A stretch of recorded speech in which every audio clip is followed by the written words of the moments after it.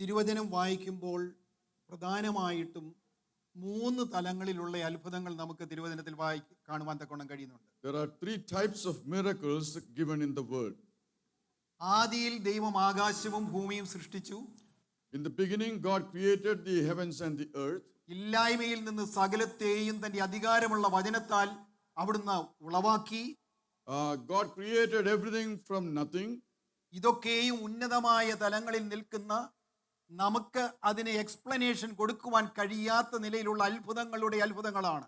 These are incredible miracles that we cannot give any explanations. സർവ്വവ്യാപിയും സർവ്വജ്ഞാനിയും സർവശക്തനുമായ അത്യുന്നതനായ ദൈവത്തിന് മാത്രം ചെയ്യുവാൻ കഴിയുന്ന അത്ഭുതങ്ങളാണ് ഇവയൊക്കെ. These are miracles only an omnipotent God can do. രണ്ടാമത്തെ ലെവലിലുള്ളതായ അത്ഭുതം എന്ന് പറയുന്നത് ദൈവം തന്റെ ദാസന്മാരിലൂടെ ചെയ്ത നിരവധി അത്ഭുതങ്ങൾ തിരുവചനത്തിൽ രേഖപ്പെടുത്തിയിട്ടുണ്ട്. There is a second level of miracle that all the servants of God works through his servants and performs miracles. ചെങ്കടലിന് മുമ്പിൽ നിന്നുകൊണ്ട് അലറുന്നതായ തിരമാലകളെ നോക്കി എങ്ങനെ അക്കരെ കടക്കുമെന്ന് ഭാരപ്പെട്ടതായ ഒരു മനുഷ്യനെ നമുക്ക് ഇവിടെ കാണുവാൻ കഴിയുന്നുണ്ട്. We can see a person who is standing in front of the Red Sea and wondering how to cross. കൂടെ നിൽക്കുന്നവരുടെ കുത്തുവാക്കുകൾ ഏറ്റ് ഹൃദയം തകർന്നപ്പോൾ മോശെ അവിടെ നിലവിളിക്കുകയാണ്. When everybody with him is now blaming him, Moses is crying unto God. ആ സമയത്ത് യഹോവയായ ദൈവം മോശയോട് പറയുകയാണ്, മോശയെ നീ നിലവിളിക്കുന്നത് എന്ത്? മുൻപോട്ട് പോകുവാൻ ജനത്തോട് കൽപ്പിക്കുക. At that time the Holy Spirit is speaking to Moses. Moses, why are you crying unto me? Tell the people to cross. നമുക്കവിടെ കാണുവാൻ തക്കവണ്ണം കഴിയുന്നത് ഒരു രാത്രി മുഴുവനും കിഴക്കൻ കാറ്റ് അടിപ്പിച്ച് ആ സമുദ്രം രണ്ടായി മാറുവാൻ തക്കവണ്ണം The Lord brought out a wind from the east and now there is a dry path in the midst of the Red Sea. യോശുവയുടെ പുസ്തകത്തിൽ മറ്റൊരു വ്യക്തിയെ കാണുവാൻ തക്കവണ്ണം കഴിയുന്നുണ്ട്.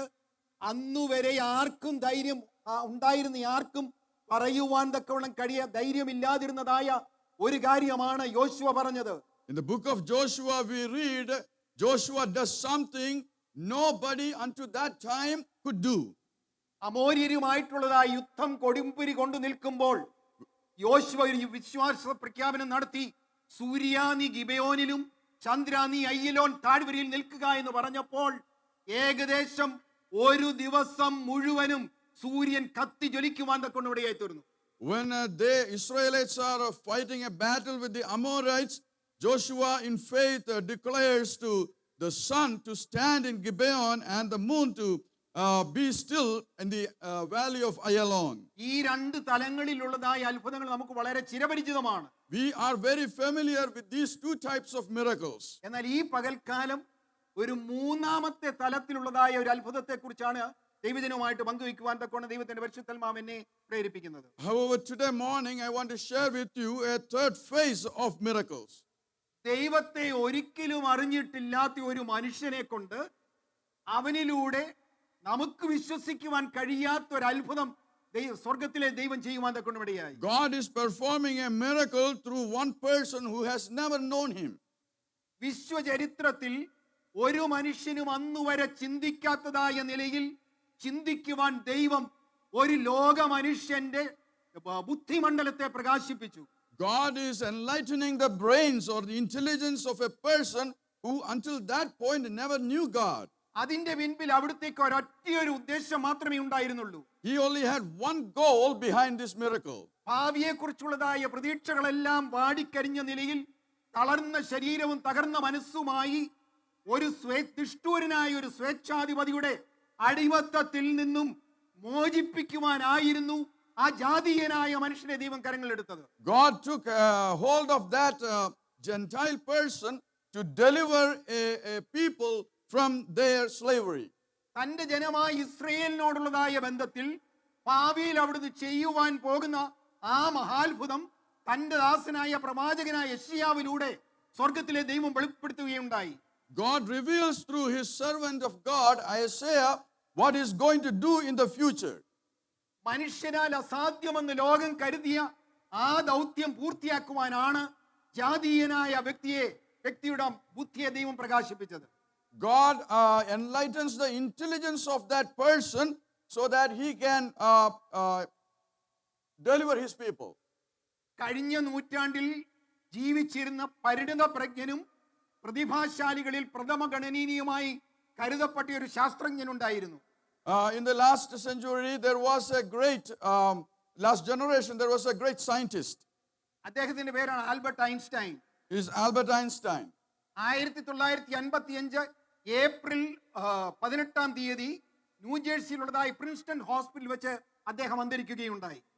He died in the Princeton Hospital in 1955, April 18. ലോകം മുഴുവനും അറിഞ്ഞതായ ഒരു ഫിസിസിസ്റ്റ് ആയിരുന്നു Albert Einstein. He was a very famous physicist the whole world knew. അദ്ദേഹം മരിച്ചു കഴിഞ്ഞപ്പോൾ ഇന്നുവരെ സംഭവിക്കാത്തൊരു സംഭവം അവിടെ നടന്നു. When he died, something that has not ever happened that day.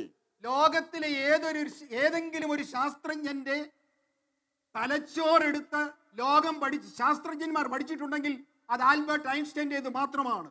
Only one scientist's brain has been evaluated and studied by the scientists until now. അദ്ദേഹത്തെ attend ചെയ്തിരുന്നതായി പാതോളജിസ്റ്റ് doctor Thomas Harvey കുടുംബാംഗങ്ങളുടെ അനുവാദം പോലും കൂടാതെ ആ ബ്രെയിന് അദ്ദേഹം പുറത്തെടുത്തു. One of the doctors who was attending to the dead body removed Albert Einstein's brain even without the permission of his relatives. ആ ബ്രെയിനിന്റെ ഒരു പ്രത്യേകത എന്ന് പറയുന്നത് 1230 grams, അതായത് ഒരു ആവറേജ് മനുഷ്യനുള്ള അവരുടെ ബ്രെയിനിനേക്കാളും കുറഞ്ഞ ഭാരമായിരുന്നു Albert ഐൻസ്റ്റൈന്റെ മസ്തിഷ്കത്തിനുണ്ടായിരുന്നത്. Albert Einstein's brain was even lighter than the general population's brain. ദീർഘമായ 10 വർഷങ്ങൾ നിരവധി ശാസ്ത്രജ്ഞന്മാർ ഈ തലച്ചോറിനെ പഠിക്കുകയുണ്ടായി. Many scientists studied these brains for next 10 years. Albert ഐൻസ്റ്റൈനെ കുറിച്ച് ഞാൻ വായിച്ചിട്ടുള്ളപ്പോൾ മനസ്സിലാക്കിയത് ഇത്ര പ്രതിഭാശാലിയും ബുദ്ധിശാലിയുമായ ആ മനുഷ്യൻ തനിക്ക് ദൈവം കൊടുത്തതായ തലച്ചോറിന്റെ 2% മാത്രമേ ഉപയോഗിച്ചുള്ളൂ. Albert Einstein, what I understand about his brain is that he only used 2% of his whole brain capacity.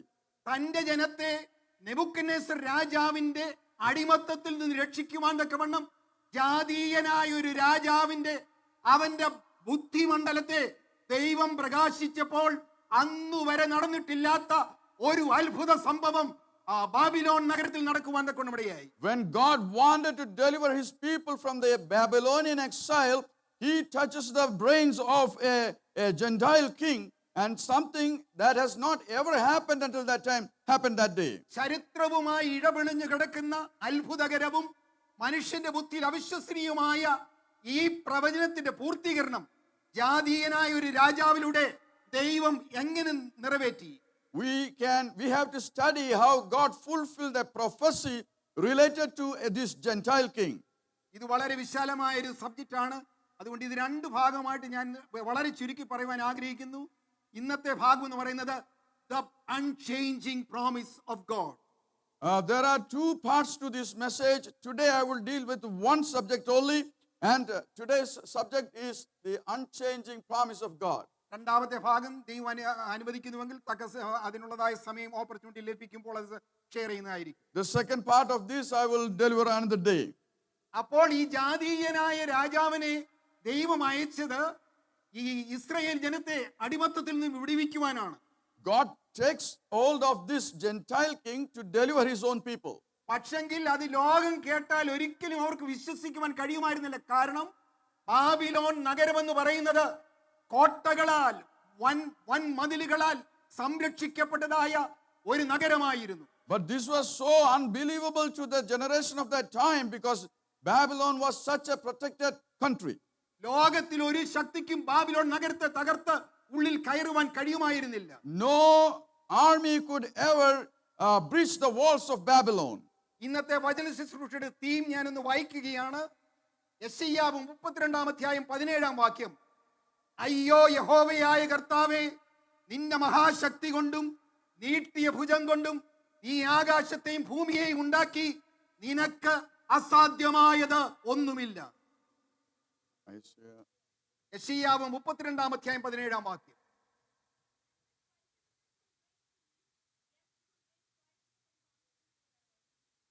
സകല ഭൂമിയെയും ഇല്ലായ്മയിൽ നിന്നുളവാക്കിയതായ അത്യുന്നതനായ ദൈവത്തെ നോക്കി ഭക്തൻ പറയുകയാണ്, നിനക്ക് അസാധ്യമായതൊന്നുമില്ല.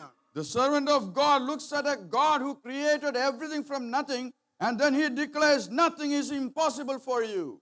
മണ്ണുകൊണ്ട് ദൈവം സൃഷ്ടിച്ചതായ മനുഷ്യനെ കൊണ്ട് എത്ര എത്ര വൻ കാര്യങ്ങൾ ഈ കാലഘട്ടത്തിലും ദൈവം ചെയ്തുകൊണ്ടിരിക്കുന്നു. And God does even today many miracles through people whom he created from the soil. മത്തായിയുടെ സുവിശേഷം 19-ാം അധ്യായം 26-ാം വാക്യത്തിൽ നാം ഇപ്രകാരം വായിക്കുന്നു, യേശു അവരെ നോക്കി, അത് മനുഷ്യർക്ക് അസാധ്യമെങ്കിലും ദൈവത്തിന് സകലവും സാധ്യം. When Jesus speaks to his disciples, he looks at them and then he declares, with men this is impossible, but with God all things are possible. ഇന്നത്തെ വചന ശുശ്രൂഷയ്ക്കായിട്ട് എന്നെ കേൾക്കുന്ന ആരെങ്കിലും യെശയ്യാവ് 44-ാം അധ്യായം 26 മുതൽ 28 വരെയുള്ളതായ വാക്യങ്ങൾ വായിക്കാം.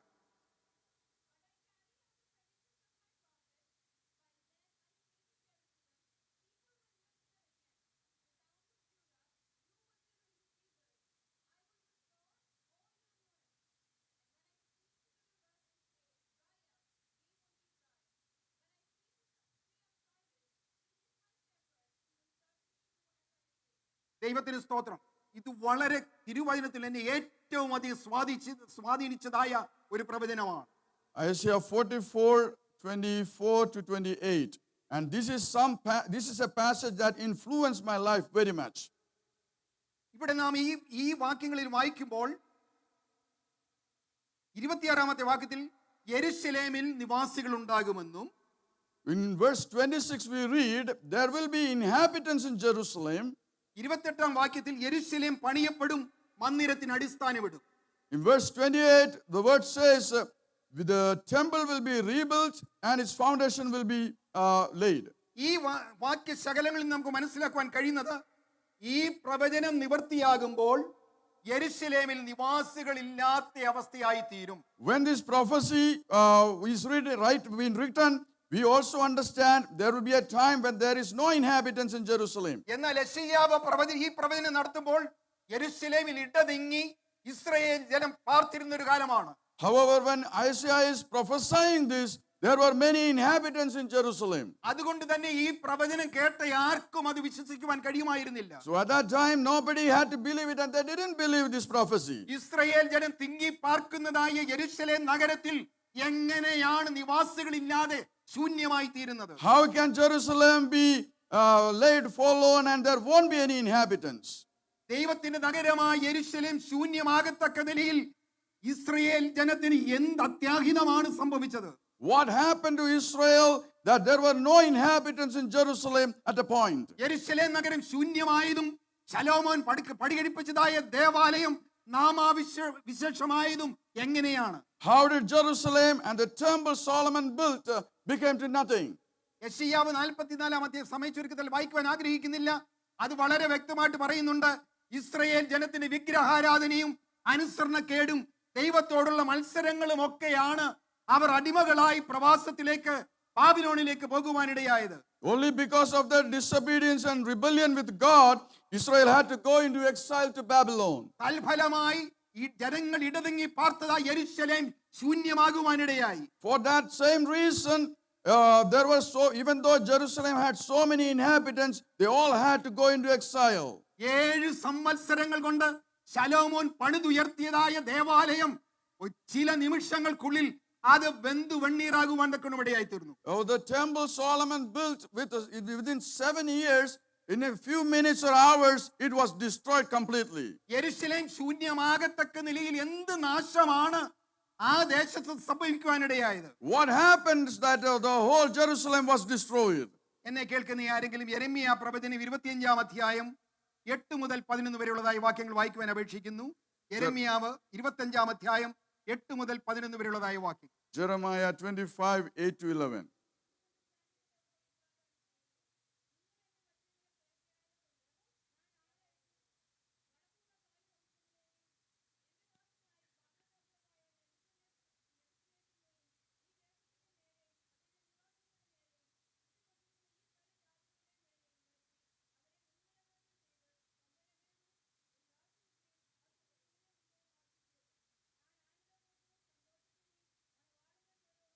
ദൈവത്തിന് സ്തോത്രം. ഇവിടെ നമുക്ക് കാണുവാൻ കഴിയുന്നത് നെബൂഖദ്നേസർ രാജാവ് ഇസ്രയേൽ ദേശത്തിലെ യഹൂദ സാന്നിധ്യം വൻ തോതിൽ നശിപ്പിക്കുവാനിടയായി. Here we read King Nebuchadnezzar come from Babylon. He comes to Jerusalem and makes it a desolation. യോയാക്കീമിന്റെയും യഹോയാക്കീമിന്റെയും ഭരണകാലത്ത് നെബൂഖദ്നേസർ രാഷ്ട്രീയമായി ശക്തരായ അനേകം യഹൂദന്മാരെയും കുടുംബാംഗങ്ങളെയും ബാബിലോണിലേക്ക് കൊണ്ടുപോകുവാനിടയായി. During the time of Jehoiakim and Jehoiakim, Nebuchadnezzar exiles many of the prominent citizens of the city. അവരിൽ ദാനിയേലും അദ്ദേഹത്തിന്റെ സഹപ്രവർത്തകരായ ഹനന്യാവ്, Mishael, അസിരിയാവ് തുടങ്ങിയവർ ഉൾപ്പെട്ടിരുന്നു. In that, all the Babylonian youth, we read in the book of Daniel, also were removed. എന്നാൽ ചില നാളുകൾക്ക് ശേഷം യഹൂദ രാജാവായ സിദക്കിയാവ് കലാപം നടത്തിയപ്പോൾ ശലോമോൻ 7 വർഷം കൊണ്ട് കഠിനമായി അധ്വാനിച്ചു പണിതുയർത്തിയതായ യെരൂശലേം ദേവാലയം നെബൂഖദ്നേസർ നശിപ്പിക്കുകയും ശേഷിച്ചിരുന്ന ഭൂരിഭാഗം ഇസ്രായേൽ ജനത്തെ ബാബിലോണിലേക്ക് കൊണ്ടുപോകുവാനും ഇടയായി. However, later under Zedekiah, when Israel has rebelled, Nebuchadnezzar comes back and destroys the temple, and then he exiles most of the population. അങ്ങനെ യെരൂശലേം ശൂന്യമായി, ദേവാലയം തകർക്കപ്പെട്ടു. ദൈവീക പ്രവചനം പറഞ്ഞതുപോലെ അനേകർ വിശ്വസിച്ചില്ലെങ്കിലും അത് തക്ക സമയത്ത് നിവർത്തിയാകുവാനും ഇടയായി. That way Jerusalem became a desolation, temple was destroyed, the prophecy that the prophet spoke became to fulfill. അടിമത്തത്തിലേക്ക് പോയി ഇസ്രായേൽ ജനത്തിന്റെ ശോചനീയമായ അവസ്ഥ വിവരിക്കുന്നതായ ഒരു സങ്കീർത്തന ഭാഗം നമുക്ക് വായിക്കുവാൻ തക്കൊണ്ട് കഴിയുന്നുണ്ട്. We have a psalm that explains the pain of these exiles. 137 സങ്കീർത്തനം 1 വാക്യം നാം ഇപ്രകാരം വായിക്കുന്നു: ബാബേൽ നദികളുടെ തീരത്ത് ഞങ്ങൾ ഇരുന്നു, സിയോനെ ഓർത്തപ്പോൾ ഞങ്ങൾ കരഞ്ഞു. Psalms 137 verse 1 onwards reads like this: By the rivers of Babylon there we sat down and wept when we remembered Zion. അതിന്റെ നടുവിലെ അലരി വൃക്ഷങ്ങളിന്മേൽ ഞങ്ങൾ ഞങ്ങളുടെ കിന്നരങ്ങളെ തൂക്കിയിട്ടു. There we hung up our lyres on the poplar trees. ഞങ്ങളെ ബദ്ധരാക്കി കൊണ്ടുപോയവർ സിയോൻ ഗീതങ്ങൾ ഒന്ന് ചൊല്ലുവീരെന്ന് പറഞ്ഞു. For our captors there asked us for songs, and our tormentors were rejoicing. Sing us one of the songs of Zion. ഗീതങ്ങളെയും ഞങ്ങളെ പീഡിപ്പിച്ചവർ സന്തോഷത്തെയും ഞങ്ങളോട് ചോദിച്ചു. They asked for happiness and songs from us. ഞങ്ങൾ യഹോവയുടെ ഗീതം അന്യദേശത്ത് പാടുന്നത് എങ്ങനെ? How can we sing the Lord's song on a foreign soil? തകർന്ന ഹൃദയത്തിൽ നിന്ന് ഉയർന്നതായ വിലാപമായിരുന്നു നദീതീരത്ത് കേൾക്കുവാനിടയായത്. That is a lament that comes out of a broken heart. എന്തിനാണ് അവർ കരഞ്ഞത്? ആ കരയേണ്ട ആവശ്യമുണ്ടായിരുന്നു. Why did they weep, and what was the reason for that? അടിമകളായിട്ടാണ് ബാബിലോണിലേക്ക് പോകുന്നതെങ്കിലും അവർ പോകുന്നത് അന്നത്തെ ഏറ്റവും സമ്പൽ സമൃദ്ധമായ ഒരു രാജ്യത്തേക്കാണ്. Even though they are going to Babylon as exiles, they were going to one of the most richest country at the time. അവർ പോകുന്നത് ഒരു ശത്രുവിന് നുഴഞ്ഞു കയറുവാൻ കഴിയാത്ത നിലയിൽ അടിച്ചു സുരക്ഷ ഉറപ്പാക്കിയതായ Babylon നഗരത്തിലേക്കാണ്. They are going into the city of Babylon, which is so very well protected. പട്ടിണിയില്ലാത്ത തൊഴിലവസരങ്ങൾ ഇഷ്ടം പോലെയുള്ള സമ്പൽ സമൃദ്ധമായ ഒരു രാജ്യത്തേക്ക് പോകുമ്പോഴും അവർ കരയുവാനിടയായി. They are going to a very rich country, but still they are weeping. നമുക്കറിയാം, നാം പാർക്കുന്നതായി ഈ രാജ്യം ലോകത്തിലെ ഒരു ഏറ്റവും വലിയ സൂപ്പർ പവർ ആയിട്ടാണ് കാണുന്നത്. This country we reside in is a superpower in the whole world. ഇവിടേക്ക് വന്നപ്പോഴൊന്നും വന്നവരാരും കരഞ്ഞതായിട്ട് നമ്മളാരും കേട്ടിട്ടില്ല. None of us were crying when we came to this country. ഈ രാജ്യത്തേക്ക് കടന്നു വരുവാൻ കഴിയാതെ നിരാശരായി അനേകര് കരയുന്നത് കേട്ടിട്ടുണ്ട്. I've heard of many people who were crying who could not come to this country. അങ്ങനെയാണെങ്കിൽ എന്തുകൊണ്ടാണ് ആ ബാബേൽ നദിയുടെ തീരത്തിരുന്ന് ഈ ദൈവജനം കരയുവാനിടയായത്? Then what is the reason why these people are sitting at the rivers of Babylon and crying? Babel നദിയുടെ തീരത്തിരിക്കുമ്പോഴാണ് അവർ നഷ്ടപ്പെടുത്തിയതായ നഷ്ടങ്ങളെ അവർക്ക് തിരിച്ചറിയുവാൻ കൊണ്ടിടയായത്. Only when they were sitting by the rivers of Babylon, they came to that understanding what they destroyed. ദൈവ സാന്നിധ്യം നിരന്തരമായി നിറഞ്ഞു നിൽക്കുന്നതായ യെരൂശലേം ദേവാലയം ജാതീയ രാജാവായ നെബൂഖദ്നേസർ തകർക്കുവാൻ കൊണ്ടിടയായി. Nebuchadnezzar destroys the temple where the presence of God was always there. പക്ഷേ അതിനു മുൻപ് ചില അനുഗ്രഹിക്കപ്പെട്ടതായ നിമിഷങ്ങൾ അവർക്ക് അനുഭവിച്ചറിയുവാൻ കഴിഞ്ഞിട്ടുണ്ട്. However, they were blessed with many times at that place. ആ ആലയത്തിൽ ആരാധന തുടങ്ങുമ്പോൾ ഇറങ്ങി വരുന്നതായ ഷെക്കേനയുടെ ദിവ്യ സാന്നിധ്യം അവർക്ക് അനുഭവിച്ചറിയുവാൻ കഴിഞ്ഞിട്ടുണ്ട്. They have experienced the presence of God coming down and His glory coming down at the first service there. അതിപരിശുദ്ധ സ്ഥലത്ത് അധിവസിക്കുന്ന അത്യുന്നതനായ ദൈവത്തിന്റെ സാന്നിധ്യം അവർക്ക് മനസ്സിലാക്കുവാൻ കഴിഞ്ഞിട്ടുണ്ട്. They have understood the presence of God in the Holy of Holies. ആലയത്തിലെ ദൈവികമായ സമാധാനവും സകല ബുദ്ധിയും കവിയുന്നതായ ദൈവിക സമാധാനവും അവർക്ക് അനുഭവിച്ചറിയുവാൻ They കഴിഞ്ഞിട്ടുണ്ട്. have experienced a peace that transcends all human understanding at that place. ഇപ്പോൾ ദൈവത്തിന്റെ നഗരമായ യെരൂശലേമും ആരാധനയുടെ സന്തോഷം അനുഭവിച്ചിരുന്ന ആ ദേവാലയം അവർക്ക് നഷ്ടപ്പെട്ടു. Now they have lost Jerusalem and the presence of God in the temple. യെരൂശലേം നഗരത്തിൽ അവർ അനുഭവിച്ച ആത്മീക നന്മകളുടെ സകല ആത്മീക നന്മകളും തുലാസിന്റെ ഒരു തട്ടിൽ അവർ ഇറക്കി വെച്ചു. They tried to put on the scales all the pain, all the experiences they had from God. മറ്റേ അടുത്ത തുലാസിൽ ബാബിലോണിന്റെ സമ്പൽ സമൃദ്ധിയും അവിടെ ലഭിക്കുവാൻ പോകുന്ന സുവർണാവസരങ്ങളും അവർ ഇറക്കി വെച്ചു. On the other side of the scale, they weighed every riches in Babylon. അപ്പോഴാണ് അവർക്കൊരു വലിയ സത്യം തിരിച്ചറിയുവാൻ കഴിഞ്ഞത്. That is when they came to understand a great truth. ബാബിലോണിന്റെ സമൃദ്ധിയും കണ്ണഞ്ചിപ്പിക്കുന്നതായ കൈപ്പടികളും ഒന്നുമല്ലെന്ന് തിരിച്ചറിയുകയും നഷ്ടപ്പെട്ടവയാണ് ഏറ്റവും മഹത്വകരമായെന്നത് ജീവിതത്തിൽ ആദ്യം അവർ അനുഭവിച്ചത് ബാബേൽ നദിയുടെ തീരത്താണ്. First time they experienced the loss they had when they compared all the riches of Babylon with the blessings they enjoyed in the presence of God. They came to the understanding by the rivers of Babylon for the first time. നഷ്ടപ്പെട്ടതായ നഷ്ടങ്ങളെ ഓർത്ത് നഷ്ടബോധത്തോടെ നിലവിളിക്കുന്ന നെടുവീർപ്പിടുന്ന തത്വനിശ്വാസങ്ങൾ ഉയർത്തുന്ന ഒരു ജനസമൂഹത്തെ നമുക്കിവിടെ കാണുവാൻ കഴിയുന്നുണ്ട്. Now we see a people who are doing deep sighs in the pain of what they lost. പക്ഷെ ഇപ്പോൾ പ്രതീക്ഷകളെല്ലാം തകർന്ന് നിരാശയോടെ അവർ ആയിരിക്കുകയാണ്. Now they are so sad and broken.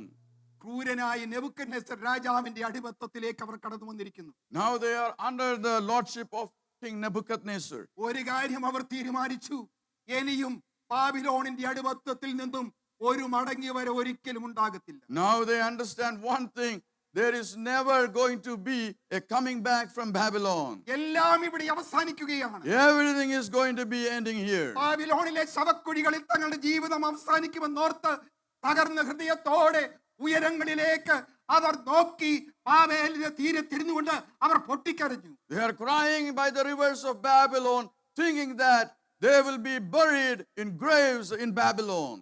34-ാം സങ്കീർത്തനം 18-ാം വാക്യത്തിൽ നാം വായിക്കുന്നു, ഹൃദയം നുറുങ്ങിയവർക്ക് യഹോവ സമീപസ്ഥൻ, മനസ്സ് തകർന്നവരെ അവൻ രക്ഷിക്കുന്നു. In Psalms 34 we read, God is near to those who have a broken heart. എല്ലാം നഷ്ടപ്പെട്ടു എന്ന് വിധി എഴുതി ആ ദൈവജനം ബാബേൽ നദിയുടെ തീരങ്ങളിൽ ഇരുന്ന് നഷ്ടബോധത്തോടെ കരഞ്ഞപ്പോൾ ആ നിലവിളി സ്വർഗത്തിലെ ദൈവം കേട്ടു. God listens to their cries where they are crying, when they are crying by the rivers of Babylon. അവരുടെ കണ്ണുകളിൽ നിന്നും കുടുകുടെ ഒഴുകിയതായ ചുടുകണ്ണീർ കാണുമായി ലോകത്തിൽ ആരുമില്ലായെങ്കിലും അദൃശ്യനായ ദൈവം സിംഹാസനത്തിൽ ഇരുന്നു കൊണ്ട് ആ കണ്ണുനീരിനെ കാണുവാൻ തക്കണിടയായി. Even though nobody cared about their tears, the God in heaven saw their tears and was caring for them. തൽസമയം അവിടുന്ന് സിംഹാസനസ്ഥനായ അത്യുന്നതനായ ദൈവം തന്റെ ദാസനായ യെരമ്യാവിലൂടെ അവർക്കൊരു വാഗ്ദാനം കൊടുക്കുകയാണ്. Immediately God gives them a blessing, a prophecy of blessing through his prophet Jeremiah. നമുക്ക് വായിക്കാം യെരമ്യാ പ്രവചനം 30-ാം അധ്യായം 3-ാം വാക്യം.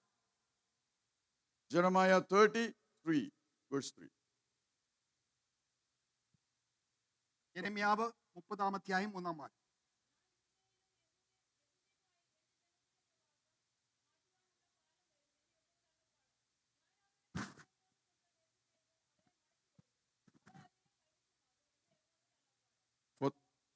For the days are certainly coming, this is the Lord's declaration, when I will restore the fortunes of my people, Israel and Judah. കരുണാസമ്പന്നനായ ആഹാം ദൈവം ഈ അനുസരണം കെട്ട ജനത്തെ, അനുസരണം കെട്ടവരെ എന്നോ മത്സരികളെയോ ഒന്ന് മുദ്ര കൊത്തി ബാബിലോണിലെ ബഹൃത്തായ കോട്ടകൾക്കുള്ളിൽ അവരെ വിട്ടിട്ട് സ്ഥലം കാലിയാക്കിയില്ല. God did not abandon them in the forts of Babylon. അവരെ ആശ്വസിപ്പിക്കുന്നതായ വാക്കുകൾ അവർ ദൈവസന്നിധിയിൽ അനുസരണക്കേട് കാണിച്ചും വിഗ്രഹാരാധനയിലൂടെ ദൈവത്തെ കോപിപ്പിച്ചപ്പോൾ ഒരിക്കലും ദീർഘക്ഷമ നഷ്ടപ്പെട്ടു പോകാത്ത സ്നേഹസമ്പന്നനായ ദൈവം അവരോട് പറയുകയാണ്, ഞാൻ അവരുടെ പിതാക്കന്മാർക്ക് കൊടുത്ത ദേശത്തേക്ക് ഒരു ദിവസം ഞാൻ മടക്കി വരുത്തും. Their God of love, now he remembers the promises he gave their fathers, and he proclaims that one day I will restore them back to their land.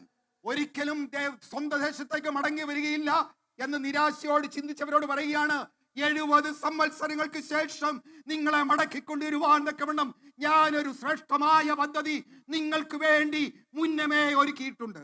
For a people who has lost all hope, God says, in 70 years I have a plan to bring you back to Israel. നമ്മുടെ ജീവിത പാതകളിൽ നാം അഭിമുഖീകരിക്കേണ്ടി വരുന്നതായ കൊടുങ്കാറ്റുകളുടെയും നമ്മുടെ ആത്മീയമായ യാത്രയെ തടസ്സപ്പെടുത്തുന്നതായ ഭയാനകമായ കരിമ്പാറക്കൂട്ടങ്ങളുടെയും മുൻപിൽ പലപ്പോഴും നാം ഭയന്ന് വിറച്ചു നിൽക്കുന്നതായ സന്ദർഭങ്ങൾ ഉണ്ടായേക്കാം. Many times in our life we also, like the Israelites, may be trembling before great mountains. ഈ തടസ്സങ്ങൾക്ക് മുമ്പിൽ എങ്ങനെ ഈ യാത്ര തുടരും, അടുത്ത ചുവട് ഞാൻ എവിടെ വയ്ക്കുമെന്ന് ഭാരപ്പെടുന്ന പലരെയും നമുക്ക് കാണുവാൻ കഴിയുന്നുണ്ട്. We can see many people who think, how can I put my next foot? How can I take the next step in the midst of these problems? ഈ ചിന്തയോടെ ബുദ്ധിമണ്ഡലത്തെ കിനാവള്ളിയെ പോലെ ഞെരിച്ചമർത്തുന്നതായ ഈ ചോദ്യങ്ങളോടെ ഈ ലൈവ് സ്ട്രീമിലൂടെയോ ഇവിടെ ഇരിക്കുന്ന ആരെങ്കിലും എന്നെ കേൾക്കുന്നുണ്ടെങ്കിൽ ഒരു വസ്തുത സ്നേഹത്തോടെ ഓർപ്പിക്കട്ടെ. Let me tell you, remind you, everybody who is listening me on the social media or who are present here, if anything is troubling you so tightly today morning, let me tell you that Lord can deliver. അവിശ്വാസത്തിന്റെ നിഷേധാത്മകമായ ചിന്തകൾക്ക് പൂർണ്ണ വിരാമമിട്ടിട്ട് വിശ്വാസത്തിന്റെ ഒരു ചുവട് മുൻപോട്ട് വെച്ചുകൊണ്ട് ദൈവിക വിടുതലിലേക്ക് നന്മ നടത്തുന്നതായ ഒരു പ്രഖ്യാപനം ഈ പകൽക്കാലം വിശ്വാസത്തോടെ നമുക്ക് പ്രഖ്യാപിക്കാം. Let us proclaim in faith and leave all our unbelief and proclaim that the Lord can deliver. വിശ്വാസ പ്രഖ്യാപനം നടത്തുവാൻ ഈ ലോകത്തിൽ ഒരു മധ്യസ്ഥന്റെയും ആവശ്യം നമുക്കില്ല. We do not need any mediator's help to make this proclamation of faith. കാരണം സ്വർഗാദി സ്വർഗങ്ങൾ അംഗീകരിച്ചതായ ഒരേ ഒരു മധ്യസ്ഥൻ നമുക്ക് ഉയരങ്ങളിലുണ്ട്. Because we have one mediator in heaven, our Lord Jesus. ആ വിശ്വാസത്തോടെ ആ മുഖത്തേക്ക് നോക്കി ഈ പകൽക്കാലം നമുക്ക് പ്രഖ്യാപിക്കാം. യെശയ്യാവ് 32 അധ്യായം 17 വാക്യം, യഹോവയായ കർത്താവേ, നിന്റെ മഹാശക്തി കൊണ്ടും നീട്ടിയഭുജം കൊണ്ട് നീ ആകാശത്തെയും ഭൂമിയെയും ഉണ്ടാക്കി, നിനക്ക് അസാധ്യമായി യാതൊന്നുമില്ല. With Isaiah, let us also proclaim, Lord, you built this earth and the heavens. Now there is nothing impossible for you. ബാബേലിന്റെ തീരത്തിരുന്ന് പൊട്ടിക്കരഞ്ഞതായ ദൈവജനത്തിന് വേണ്ടി ഒരു മോചനം സ്വർഗം മുന്നമേ ഒരുക്കിയിരുന്നു. The Lord had prepared a deliverance plan for all those people who were weeping by the rivers of Babylon. യെരമ്യാ പ്രവചനം 29 അധ്യായം 10 വാക്യം വായിക്കാം. Jeremiah 29:19.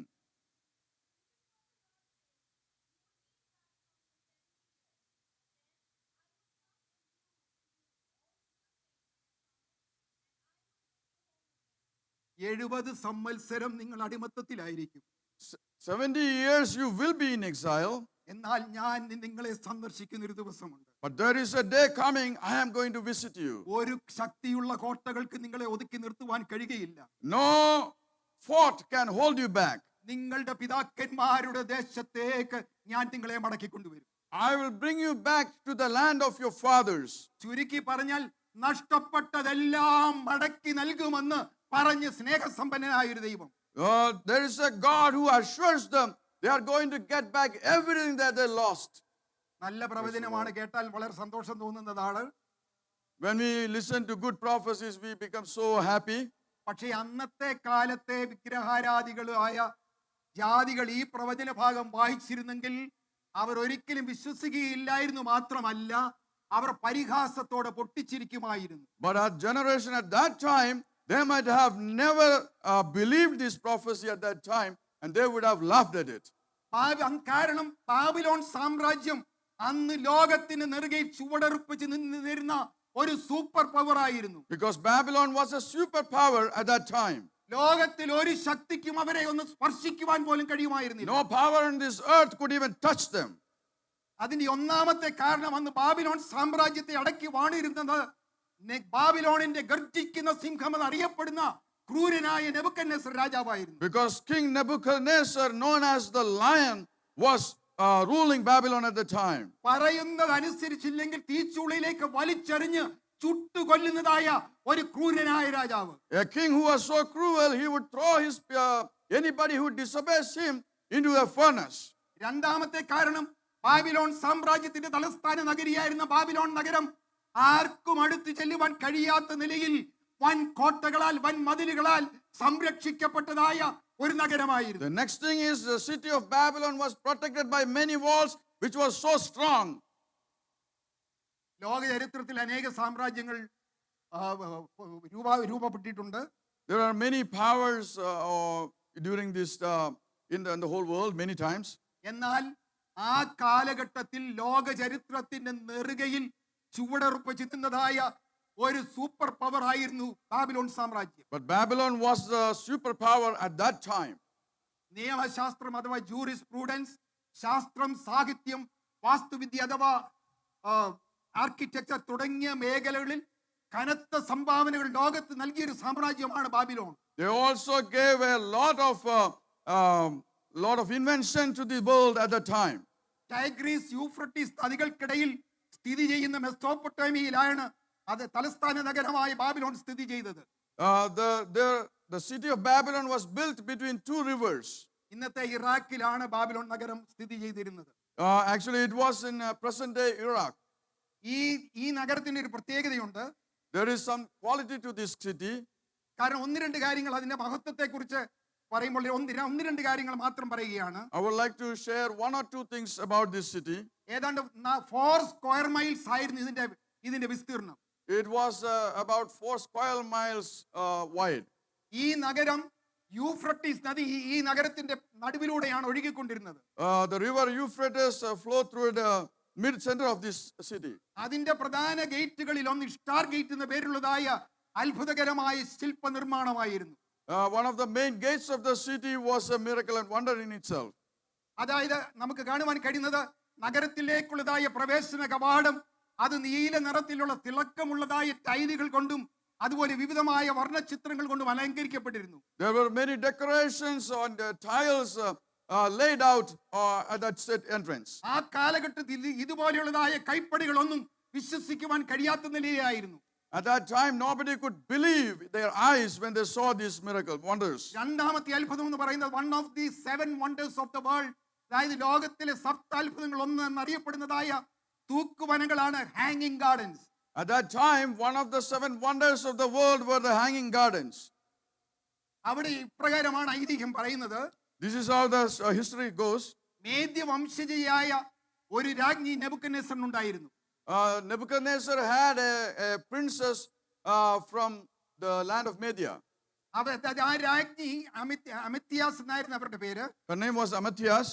അപ്പോൾ അവര് വളരെ പച്ചിപ്പ് നിറഞ്ഞതായ അതുപോലെ മനോഹരമായ ഉദ്യാനങ്ങളെ കൊണ്ട് നിറഞ്ഞതായ മേദ്യയിൽ നിന്ന് കടന്നു വന്നപ്പോൾ ബാബിലോൺ ആ നിലയിലായിരുന്നില്ല.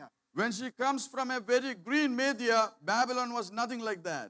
അപ്പൊ അതുകൊണ്ട് തന്റെ രാജ്ഞിയെ സന്തോഷിപ്പിക്കുവാൻ അന്തഃപുരത്തിൽ ഇരുന്ന് നോക്കുമ്പോൾ കാണുവാൻ തക്കവിടെ നിലയിൽ ഒരു ഹാങ്ങിങ് ഗാർഡൻ, തൂക്കുവനം അല്ലെങ്കിൽ ഉദ്യാനം അവർക്ക് വേണ്ടി അവർ പണിതുയർത്തുവാൻ ഇടയായി. So for his queen, he built this hanging garden so that she can enjoy it when she looks from her window.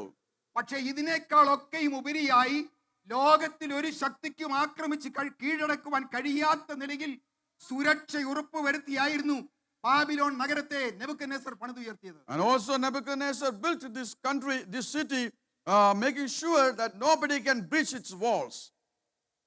അപ്പോൾ ഇവിടെ അടുത്ത ഒരു ചിത്രം നമുക്ക് കാണുവാൻ കഴിയുന്നുണ്ട്. We can see a picture here. പുരാതന ബാബിലോൺ നഗരത്തിന്റെ ഒരു ചിത്രകാരന്റെ ഭാവനയിൽ വിരിഞ്ഞതായ ഒരു ആർട്ടിസ്റ്റിക് പ്രസന്റേഷൻ ആണിത്. This is an artistic imagination of what happened at that time. The next picture.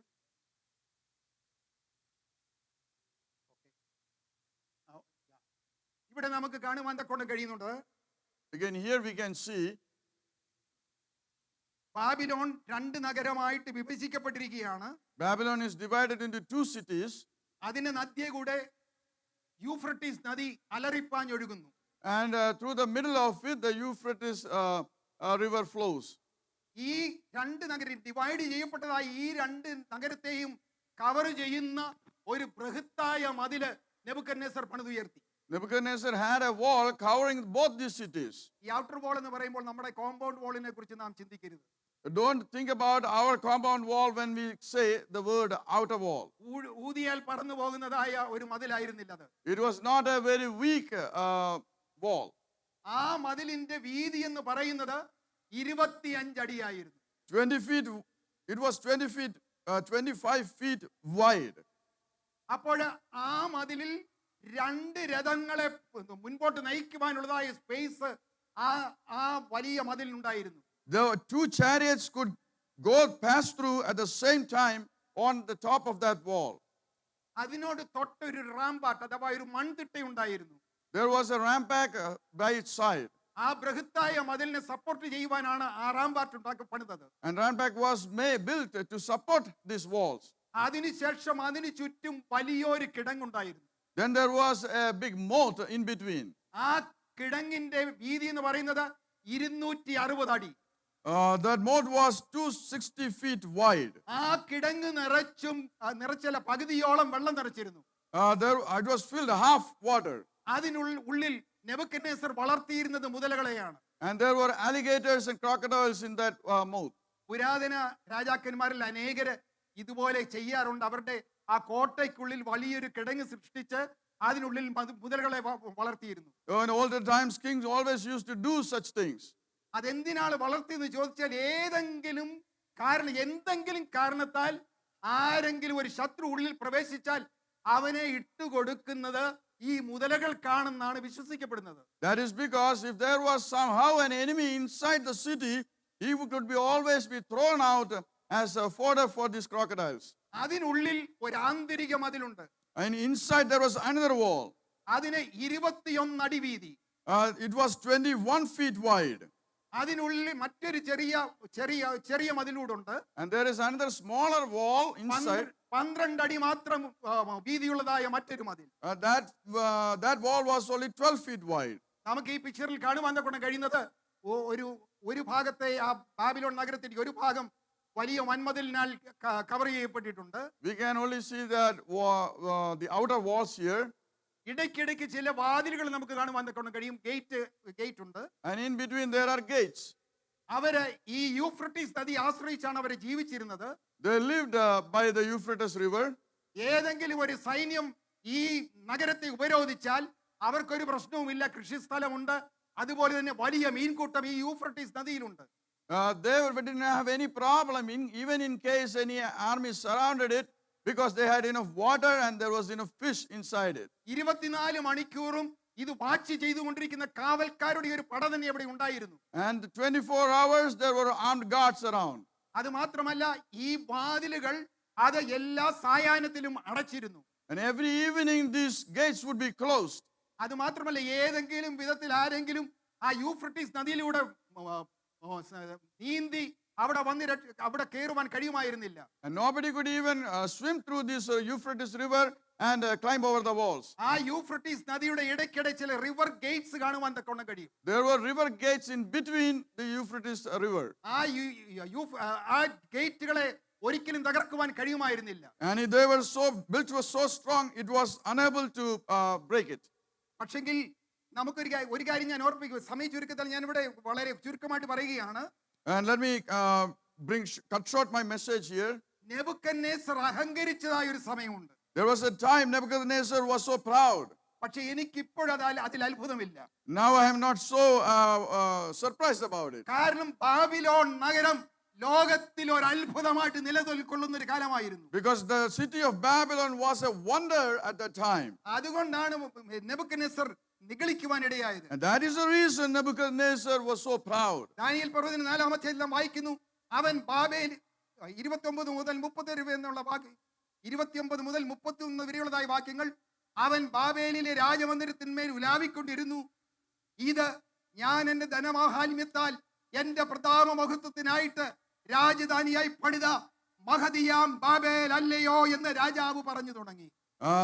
In chapter 4 of the book of Daniel, we read Nebuchadnezzar boasting, "Now this is the Babylon I built for my glory."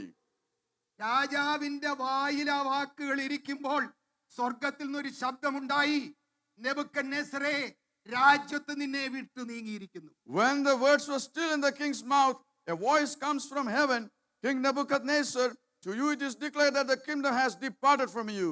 ആർക്കും കടന്നു കയറുവാൻ കഴിയാത്ത Babylon നഗരത്തെ കീഴടക്കുവാൻ ദൈവത്താൽ നിയോഗിക്കപ്പെട്ടതായ ഒരു ജാതീയ രാജാവ് തന്റെ വൻ സൈന്യവുമായി ബാബിലോൺ നഗരത്തിന്റെ സുശക്തമായ കോട്ടയ്ക്ക് മുൻപിൽ ഒരു ദിവസം എത്തി. And one time a Gentile king comes before the walls of Babylon to attack it. എന്തിനു വേണ്ടിയാണ്? 70 വർഷങ്ങൾ നീണ്ടു നിന്ന ബാബിലോണിലെ അടിമത്തത്തിൽ നിന്നും തന്റെ ജനത്തെ താൻ വാഗ്ദാനം ചെയ്തതുപോലെ സ്വന്തം ദേശത്തേക്ക് മടക്കി വരുത്തുമെന്ന് തന്റെ ദാസനായ യെശയ്യാവിലൂടെ തന്റെ ജനത്തിന് നൽകിയതായ വാഗ്ദാനം പൂർത്തിയാക്കുവാൻ ദൈവം ഒരു ജാതീയ രാജാവിനെ എഴുന്നേൽപ്പിച്ചു. Why did this happen? Because God wanted his people to be delivered as he promised at the end of 70 years. നമ്മൾ വാക്ക് പറഞ്ഞാൽ പലപ്പോഴും വാക്ക് മാറുന്നവരാണ്. We always may not keep our word.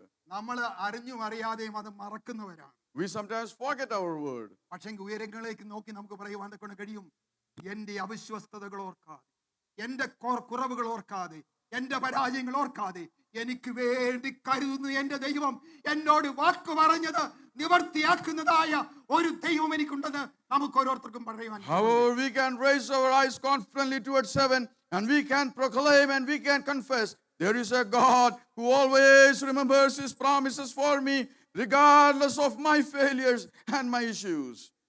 നമുക്ക് വായിക്കാം യെശയ്യാ പ്രവചനം 44 അധ്യായം 26 28 വാക്യങ്ങൾ. Isaiah 44, 27 and 28. 26 and 28. 26 and 28.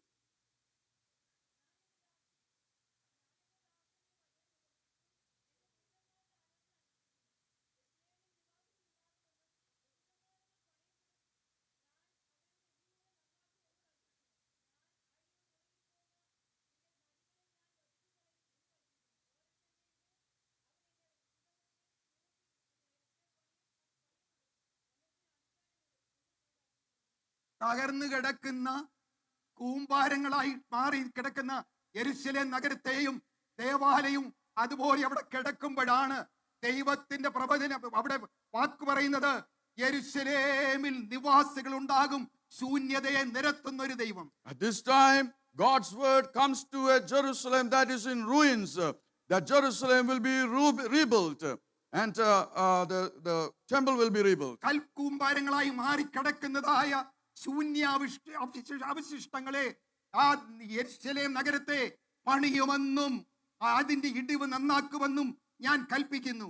And the Lord God proclaims that he will rebuild the cities of Judah. ഇനിയും വളരെ രസകരമായ ഒരു വിഷയം ഈ പ്രവചനത്തിലുണ്ട്. Now there is something very interesting in this prophecy.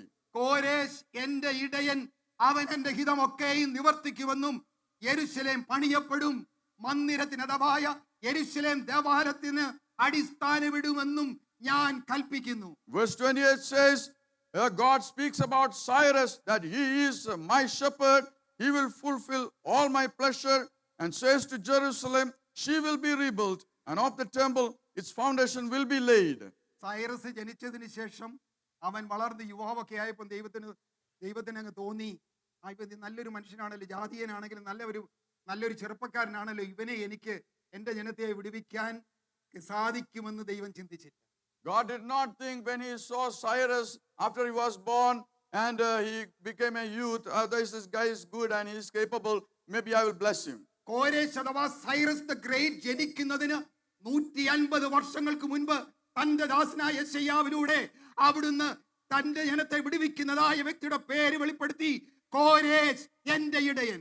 150 years before Cyrus the great king was born, through Isaiah the prophet, God speaks about a Cyrus.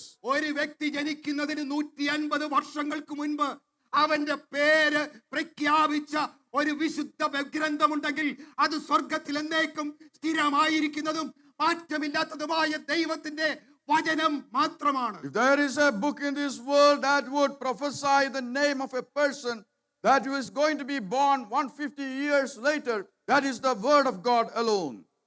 ആ ദൗത്യം പൂർത്തിയാക്കുവാൻ ദൈവം യെശയ്യാവിനെ പോലെയോ യെരമ്യാവിനെ പോലെയോ ശ്രേഷ്ഠനായ ഒരു പ്രവാചകനെയല്ല അന്വേഷിച്ചത്.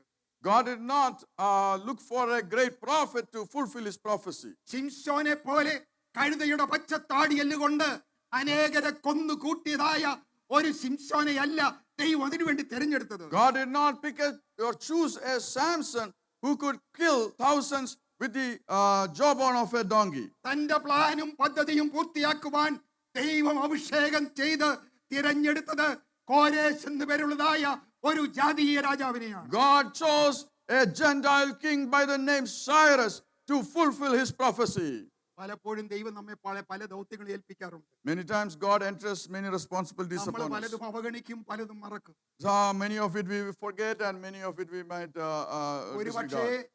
കോരേശ് രാജാവിനെ ദൈവം തിരഞ്ഞെടുത്തത് നമ്മയൊക്കെ ഒന്ന് പഠിപ്പിക്കാനാണ്. Maybe God chose Cyrus to teach us a lesson. Persian സാമ്രാജ്യത്തിന് അടിസ്ഥാനമിട്ടതായ സൈറസ് രാജാവിന് ഇതിനേക്കാൾ വലിയ സുപ്രധാനമായ അനേക കാര്യങ്ങളുണ്ടായിരുന്നു. Cyrus might have many other responsibilities. പേരെടുക്കുവാൻ, പ്രശസ്തി നേടുവാൻ, അതുമാത്രമല്ല സാമ്രാജ്യങ്ങൾ കീഴടക്കുവാൻ അവന് അങ്ങനെയുള്ളതായ പ്രധാനപ്പെട്ട അനേക കാര്യങ്ങളുണ്ടായിരുന്നു. He had many other responsibilities to overcome many other armies. പക്ഷെങ്കിൽ അവൻ പോലും അറിയാത്തതായ സമയത്ത് ഞാൻ നിന്നെ ഓമന പേര് ചൊല്ലി വിളിക്കുന്നു എന്നുള്ളതായ ദൈവ ശബ്ദം, സൃഷ്ടാവിന്റെ ശബ്ദം മുഴങ്ങുവാനിടയായി. But even when at that time when Cyrus didn't know his God, a voice from God comes, I have chosen you. ആ മനുഷ്യനാണ് ദൈവജനത്തെ വിടുവിക്കുവാൻ, ക്രൂരനായ നെബൂഖദ്നേസറിന്റെ കോട്ടയിൽ നിന്ന് വിടുവിക്കുവാൻ ദൈവം തെരഞ്ഞെടുത്തതായ വ്യക്തിയാണ് Cyrus the great. Cyrus the Great is the person God chose to deliver his people from the clutches of the cruel king Nebuchadnezzar. അൻഷാൻ എന്ന് പേരുള്ള ഇറാനിലെ ഒരു ചെറിയ ഭൂപ്രദേശത്തിന്റെ രാജാവായിരുന്ന ഒരു മനുഷ്യൻ പേർഷ്യൻ സാമ്രാജ്യത്തിന് അടിസ്ഥാനമിട്ടുവെങ്കിൽ അതിന്റെ പിൻപിൽ മറ്റാരുമല്ല, സർവശക്തനായ ദൈവമാണ്. It is God alone that brought out a person, a small king from a very small country somewhere in Iran, and he raised him to build or lay the foundations of the Persian Empire. സൃഷ്ടാവിനറിയാം അൻഷാന്റെ രാജാവിനെ കൊണ്ട്, ആ ചെറിയ രാജാവിനെ കൊണ്ട് Israel ജനത്തെ വിടുവിക്കുവാൻ കഴിയുകയില്ല. By a king who comes from the little country Einshain, it is not possible for him to deliver the people of Israel. അതുകൊണ്ടാണ് Cyrus the ഗ്രേറ്റിനെ Persian സാമ്രാജ്യത്തിന്റെ അടിസ്ഥാനം ഇടുവാൻ തക്കവണ്ണം ദൈവം ശക്തീകരിച്ചത്, അവനെ ബലപ്പെടുത്തിയത്. That is why God anointed him to raise him to build the Persian Empire so that he can deliver the people of Israel. പ്രിയ സഹോദര, നിന്നെ ഒരു ദൗത്യം ദൈവം ഏൽപ്പിച്ചിട്ടുണ്ടെങ്കിൽ, നിന്നെ ഒരു ശുശ്രൂഷ ദൈവം ഫലമേൽപ്പിച്ചിട്ടുണ്ടെങ്കിൽ, My dear brother and sister, if God has entrusted a responsibility upon you, നിന്റെ ബലഹീനതയിൽ നിന്നെ ബലവാനാക്കുന്ന ഒരു ദൈവം നിന്നോട് കൂടെ ഉണ്ടായിരിക്കും. there is a God with you who will strengthen you in your weakness. നമ്മുടെ തീം വാക്യം വായിച്ചുകൊണ്ട് ഞാൻ എന്റെ വാക്കുകളെ അവസാനിപ്പിക്കുകയാണ്. Let me conclude by reading our key verse. യെശയ്യാവ് 32:17 വാക്യം. Isaiah 32:17. അയ്യോ യഹോവയായ കർത്താവേ, നിന്റെ മഹാശക്തി കൊണ്ടും നീട്ടിയ ഭുജം കൊണ്ടും ഈ ആകാശത്തെയും ഭൂമിയെയും ഉണ്ടാക്കി, നിനക്ക് അസാധ്യമായത് ഒന്നുമില്ല. There is nothing impossible for you, for you made these heavens and the earth. ഇവിടെ ഇരിക്കുന്ന ആരുടെയെങ്കിലും മനസ്സിൽ ഏതെങ്കിലും ഒരു വിഷയം അസാധ്യമാണ്, എനിക്കൊരിക്കലും ഇതിനെ ഓവർകം ചെയ്യുവാൻ കഴിയില്ല എന്ന് ചിന്തിക്കുന്ന ആരെങ്കിലും ഉണ്ടെങ്കിൽ ഈ പകൽക്കാലം ഓർപ്പിക്കട്ടെ, വിശ്വാസത്തിന്റെ ഒരു ചുവട് ആഴങ്ങളിലേക്ക് ഇറക്കി വെച്ചുകൊണ്ട് നമുക്ക് ഈ പകൽക്കാലം ഒരു വിശ്വാസ പ്രഖ്യാപനം നടത്താം. നിനക്ക് അസാധ്യമായത് ഒന്നുമില്ല. Hallelujah. If anybody is here who thinks you cannot overcome the problem you are facing, let us look at the problem and confess a statement of faith. There is nothing impossible for my God. ഈ വചനങ്ങളാൽ ദൈവമായ കർത്താവ് നമ്മെ അനുഗ്രഹിക്കുമാറാകട്ടെ. May the Lord God bless us with this.